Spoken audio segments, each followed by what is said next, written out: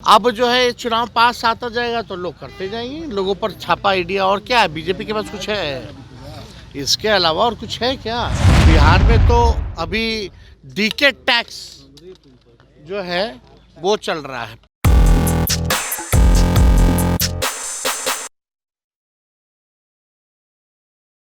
नमस्कार, आप देख रहे हैं निष्कर्ष न्यूज। मैं हूं आपके साथ प्राची सिंह। कि जिस तरीके से कहा जाए, एक तरफ जब जब बिहार में चुनावी साल होते हैं तब तब ईडी के जो छापेमारी है वो तो हो जाते हैं। वैसे में आज अहले सुबह इस तरीके से लालू यादव के करीबी नेता जहां आलोक मेहता के घर में 19 जगहों पे छापेमारी हुई थी, जिसको लेकर आज तेजस्वी यादव, नेता प्रतिपक्ष तेजस्वी यादव प्रहार होते हुए नजर आ रहे। क्या कुछ कह रहे हैं, पहले उनके बयानों को सुनिए। देखिए, वो चुनाव को लेकर के जो वोटर लिस्ट में जो वोट जुड़वाना हटवाने वाला जो है, ये तो बात उसका है।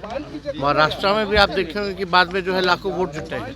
तो ये मामला तो एडिशन और आपका जोड़ने और हटाने का ही है। तो इसमें हमको नहीं लगता कि ज़्यादा लोग जो है मुद्दा बनाने की कोशिश कर रहे हैं। लेकिन लालू जी भी हमेशा इस बात को उठाते रहे, जब भी महाराष्ट्र में होता था उत्तर भारतीयों के बारे में। अबे लोगों का जो है वो तो दूसरे प्रदेश का तो जुड़ेगा ही ना उसमें जो है। अगर वोटर लिस्ट में अगर जुड़ रहा है तो जुड़ा होगा। तेजस्वी जी, एक आपके बयान से कंट्रोवर्सी हुई। आपने जो पिछले दिनों कहा था कि 2024 के चुनाव तक ही इंडिया अलायंस था। आप लोग एक बात नहीं समझते ना, पूरा बयान देखते। दिल्ली के संदर्भ में जो है सवाल पूछा गया कि दिल्ली में आप चुनाव लड़िएगा कि नहीं लड़िएगा, और इंडिया अलायंस दिल्ली में नहीं दिख रहा है। तो भाई, जो भी अलायंस हम लोगों का, इंडिया अलायंस का लोकसभा चुनाव भी हम लोग लड़े। तो पंजाब में आम आदमी पार्टी अलग लड़ी, केरला में लेफ्ट पार्टी जो अलग लड़ी, बंगाल में टीएमसी अलग चुनाव लड़ी। तो एक नेशनल लेवल पे हमारा इंडिया अलायंस है। और बिहार की जहाँ तक बात, हम लोग तो शुरू से ही महागठबंधन और इंडिया अलायंस है। तो मेरा कहने का मतलब जो था, उसका बाद का बतंगड़ लोगों ने बनाया है, उससे हमको लोगों को कोई फर्क नहीं पड़ता। लेकिन आप पूरी बात को अगर सुनिएगा तो उसमें स्पष्ट है। आप कहते हैं कि स्वतंत्र एजेंसियां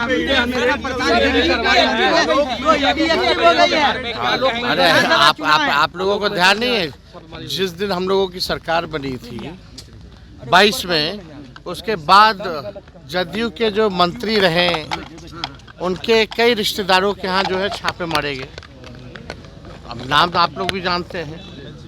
एमएलसी जो थे राधाचरण सेठ, उन पे भी हुआ है। आप विजय चौधरी जी के रिश्तेदार पे भी हुआ, ललन सिंह के खास पे भी हुआ। अब जो है चुनाव पास आता जाएगा तो लोग करते जाएंगे, लोगों पर छापा आइडिया। और क्या है, बीजेपी के पास कुछ है इसके अलावा? और कुछ है क्या? चुनाव बिहार का आएगा तो इसको पकड़ेंगे, इसको पकड़ेंगे।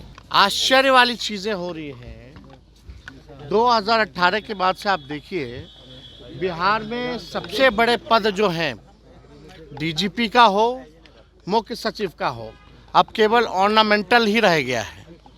एक होता ना स्टेज पे भी सजा करके रखने का, अब वो भी नहीं रह गया है।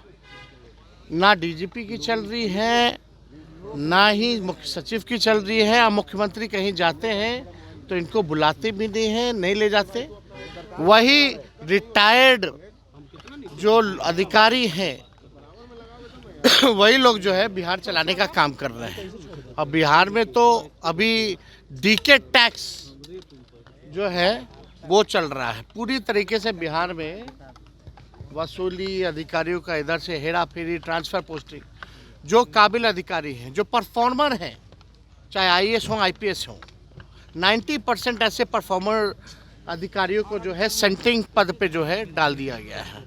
उनसे कोई काम नहीं लिया जा रहा है, या उस ग्रुप में अगर बात नहीं मानी जाती है तो उन पे कार्रवाई की जाती है।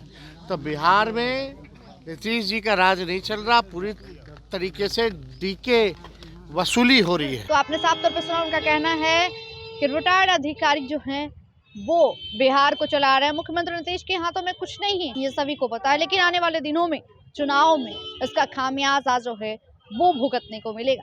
इस तरीके से रिटायर्ड अधिकारी, और वहीं बता दे डीजीपी का भी अस्तित्व नहीं रहा बिहार में। तेजस्वी यादव नरेंद्र मोदी और नीतीश सरकार पर, डबल इंजन की सरकार पर पूरे बरसते हुए नजर आ रहे हैं। लेकिन आप लोगों को क्या लग रहा है, कमेंट सेक्शन में जरूर बताएं। फिलहाल के लिए देखते हैं निष्कर्ष न्यूज। मैं प्राची पटना, धन्यवाद।